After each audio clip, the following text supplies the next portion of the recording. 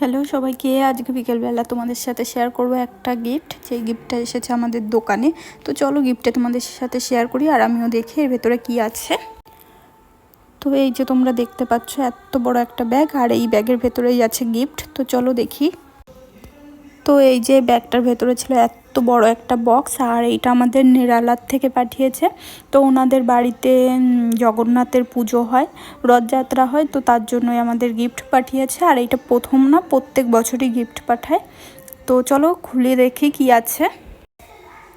তো এই যে একটা বড় কাচের বাটি আছে, আর এই বাটিটাতে আছে কাজু বরফি, আর তার ভেতরে তোমরা দেখতে পাচ্ছ ছোট একটা কাচের বাটি টাইপের আছে, ওইটাতে ছিল ওই গাজরের হালুয়া।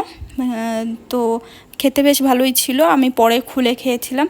তো এই দেখো গিফটটা তোমাদের কেমন লাগছে কমেন্ট করে জানাবে, আর অবশ্যই লাইক কমেন্ট শেয়ার করবে। তো টাটা, দেখা হবে পরের ভিডিওতে।